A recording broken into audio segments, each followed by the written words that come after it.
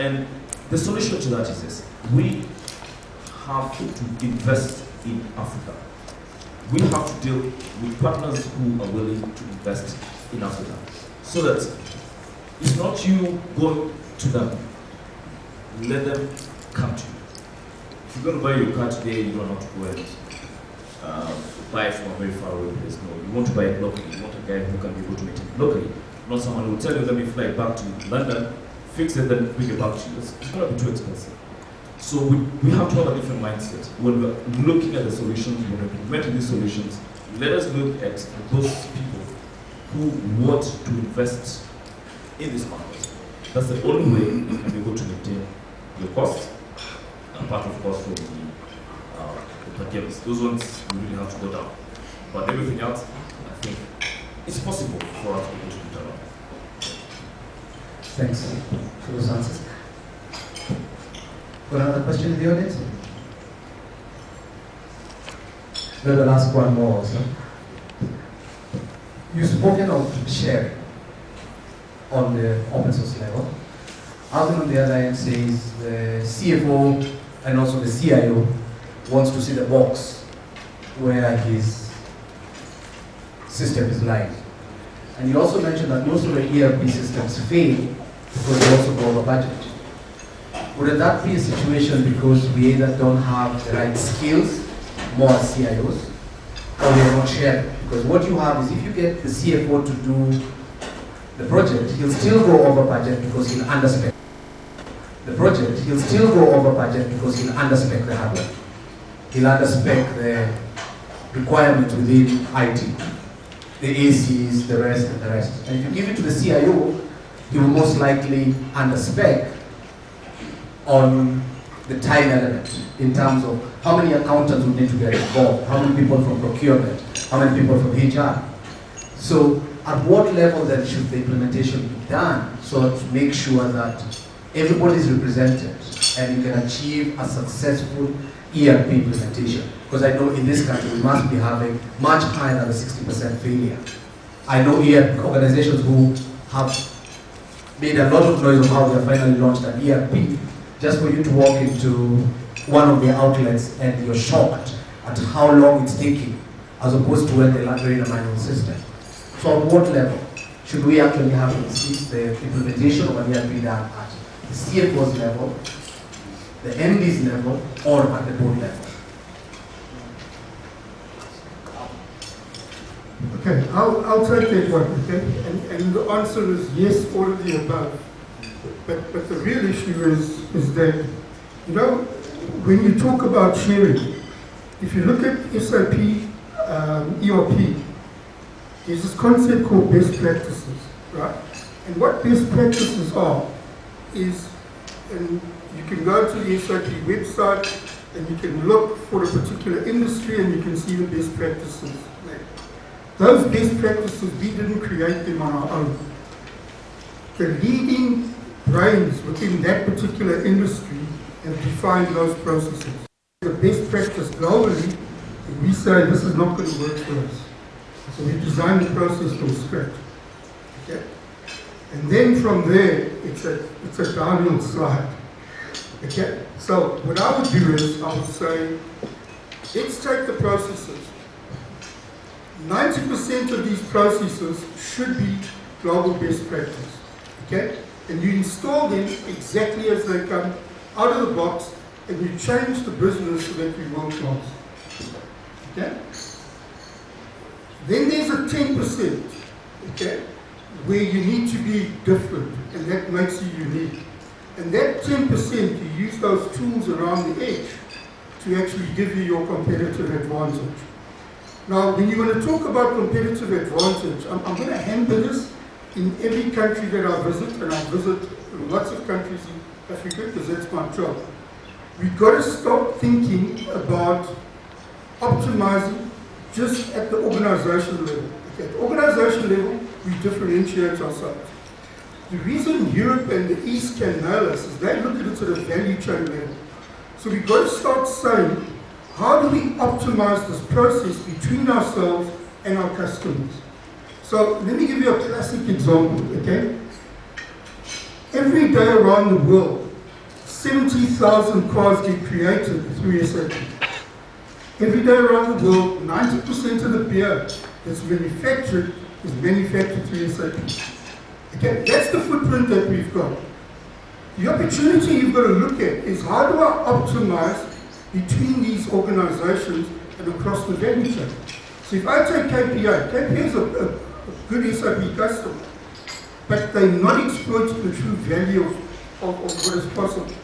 What they should be doing is they should be saying, okay, so who are the people within our value chain that use SAP, and how can we optimize this process? And once we've got the best practice on both sides, okay, how can we move to the next organization, the next organization, the next organization? That way you bring value into the economy, okay? And then each company starts to improve. When you start to look at it at just one ERP level, guys, you're trying to commoditize what has already been commoditized. You know, it's been done before. Okay, it's a commodity already. Don't try and commoditize it even further, because the marginal gains are incremental, and the further you go down the chain, the less value is to be had. In Africa, we've got to get up into the actual value-adding side. We've got to stop just focusing on commoditization. Okay. Yes, for your first question in terms of maybe CFOs wanting to see a box next to them. Well, it's a bit better off than that. But also, if you think about it, we also on the, what do you call it, the first cycle for a lot of the firms around here in terms of implementing enterprise applications. We say to people, because it's probably the first time that you're doing it. We all know that, for instance, if you look at maybe a lot of the public sector, it's not maybe people who are maybe 30, 40 years of that kind of experience. And we've got to learn as we move along. Okay? The point is, let's not keep on repeating the same mistakes as have been done before. Let us even be able to share our experiences in terms of implementing the solutions. If someone tells you, like maybe the previous question, that yes, I had a problem because I decided to take my training elsewhere as opposed to it here. Learn from that. Let us learn to share this kind of experiences so that the next implementation turns out to be a little bit better than what was there previously. Having a failure rate of 60% and above, and talking as someone who's in that industry, is something that I would be, well, very proud about. Okay? I would want to believe that we can have breakfast with a couple of CEOs and without having to think maybe someone here wants to. Here's a vendor, get it, smash it, as an example. But we can do a lot better. Let us learn to share. Let us learn that there are times to be able to say, fine, these are two different vendors. There are times to say, let us look at a common scenario. Albania talks about, for instance, the UN standard in terms of data. Okay. Well, you look at the local implementations, look at the local practice, somehow that doesn't really happen. You still find two different organizations, ask them, what is the view of a Kenyan citizen? They'll tell you two different things. It's possibly time that we can also sit down amongst ourselves and come to a certain standard. Okay? That be it ACP that is implementing this, be it A1 that is implementing this, be it Oracle that is implementing this. We have a common standard for well we want to be different. So that at least get the thing, the failure rate from 60% is try to knock it off. But possibly we can have some of the best implementations globally. It's possible. Yeah. Thank you. Thanks a lot for the answers. Do we have any questions from the audience? Thanks a lot. I believe your presentations must have been very exhaustive. Let's give them a round of applause. I will have a seat. I'll hand back to Andrew. Thank you very much.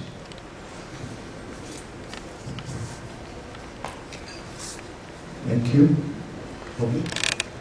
Before we come to the end of this breakfast, and before I invite Louisa Kadzo, I'll invite Helen Mileti to give us a brief on CL100.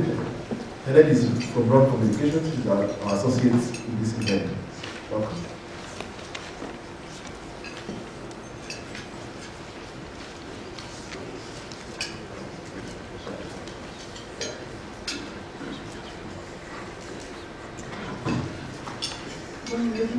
Good morning. That was a very interesting session, and this links to what I'm going to talk about in the next few minutes. Last year, CIO East Africa launched the CIO 100 Awards, and these awards are geared towards actually taking care of what has been discussed this morning. And the objectives of these awards is to catalyze innovation around IT and the industry. And this year we're going to have the second series of these awards, which will be held at the Safari Park Hotel in November. But just to give you a little background about these awards are held globally, and the first was being held in the region, in East Africa, last year, are just the coming of these awards in Africa. So the awards have been held elsewhere in China, in Canada for many years, and I think this is the bringing of these awards to East Africa and Africa is a clear indication that there is really an opportunity for the industry to continue growing and moving from what Alvin has told us this morning to the higher level of innovation. The theme for 2011 is innovation for business and for business value. And for me, I see the second bit, the innovation is easy to understand and comprehend, but the second bit, when we hear about 60% failure, then we start putting the question of business value. Because I know that the expenditure on some of these innovations and implementations of ERPs is very expensive. And the discussions take place at both levels. And I know the CIOs usually often have challenges trying to justify the budget and what value will be brought to the table to the businesses. So this year, we are looking at stimulating discussions on how to actually bring that failure rate down, so that the businesses see actually the efforts of CIOs and the industry bringing, having an impact, a positive impact on the bottom line. The structure of the awards, we have 3 phases for the awards. The first phase is the survey and relates to the competition. The competition is whereby we're inviting corporates and SMEs and organizations to apply for recognition in the area of innovation and usage of IT to make a difference. This phase will run until September the 9th, and right now we are in the process of getting the applications from the SMEs and the corporate. And phase 2 will kick off after the closure of the applications for the competition, and will run between September and October.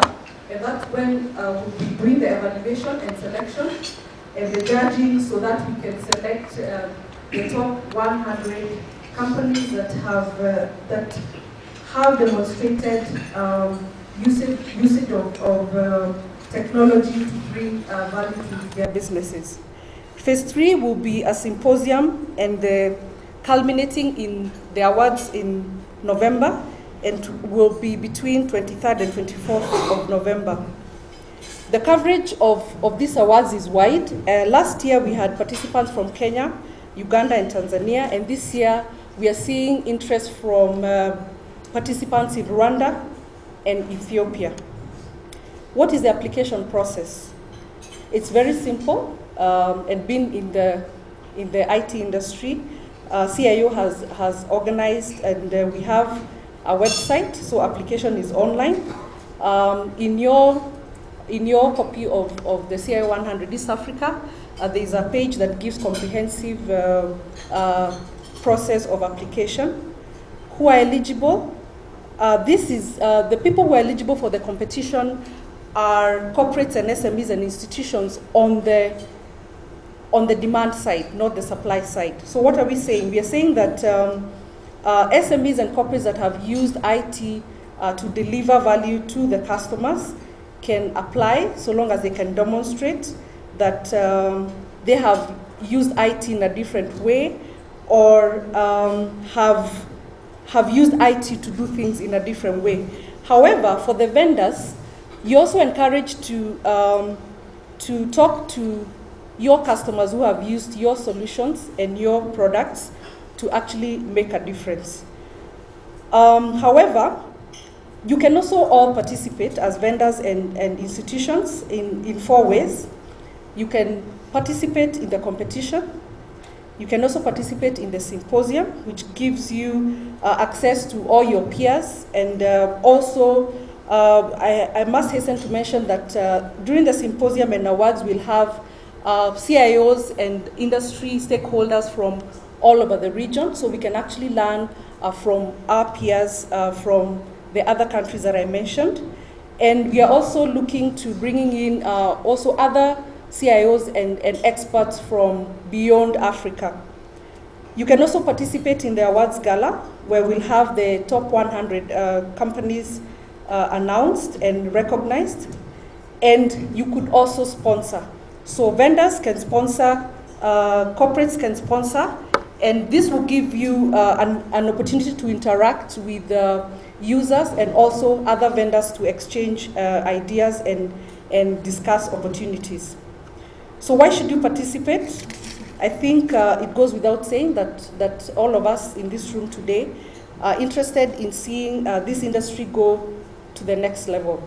As Ron Communications, we're very honored to actually be partnering with CIO this year and you to make this a great success. Thank you very much.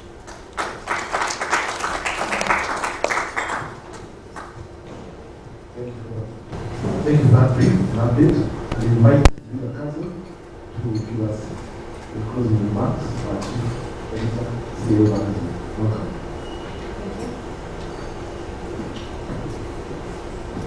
Can you hear me?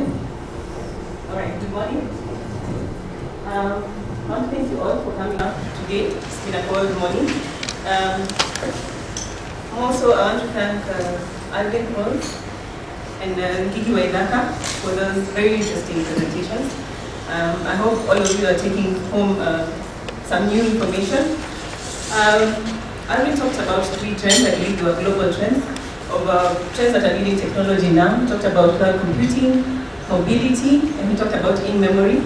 I believe these trends are already being living in Kenya. They're also local, they're not only global. And I see the conversation where people gasp about how backward some organizations are. May I say one to you? Your company, in some years to come, people will gasp about how you're making hits in the history books. So I also want to thank the Kenya ICT Board. They've been a huge supporter for this event.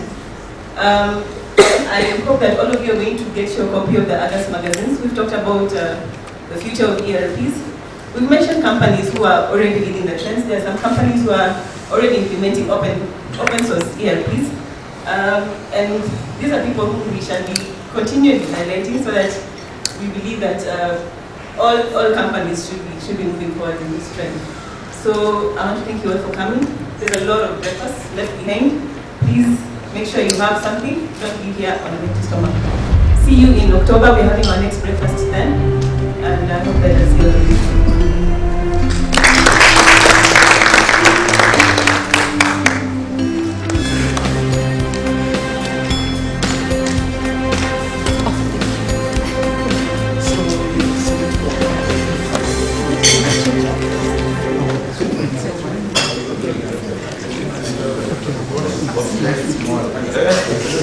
Really lots of things, a hook around it. Sure.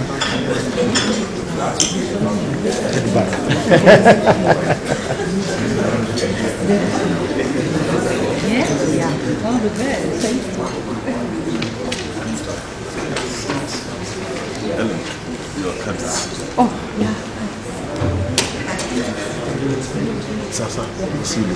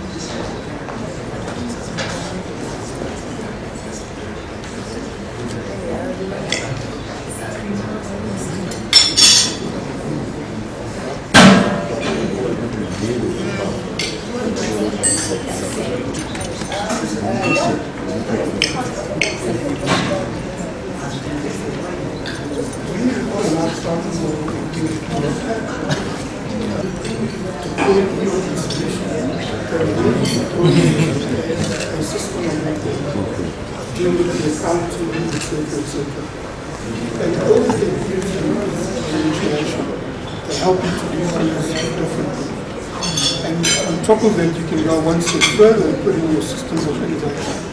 Okay? So, in the life cycle of ERP, you would look at the changes that are happening within that particular core. Okay? And those are things like legislation changes. Okay? So how do you deal with upgrades, as an example? And in an SAP world, okay, we don't need to upgrade our system. Only those things depend into what's currently running. That's the life cycle of the organization. More importantly, what is the life cycle of the organization? And over time, the organization wants to build new capabilities. So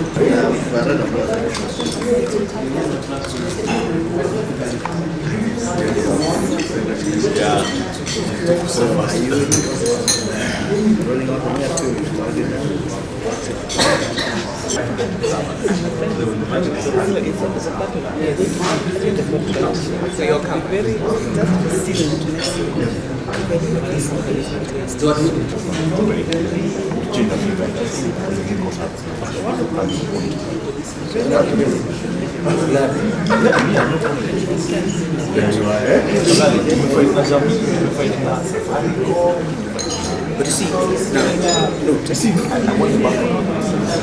I think you responded that one is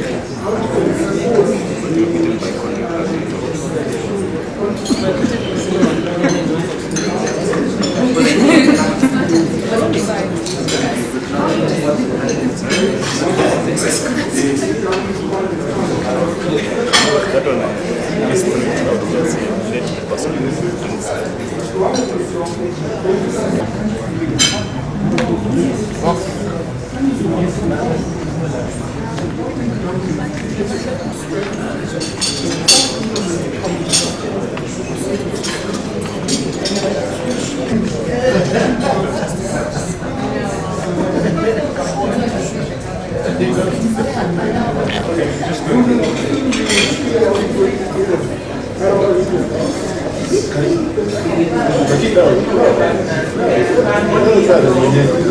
Gracias.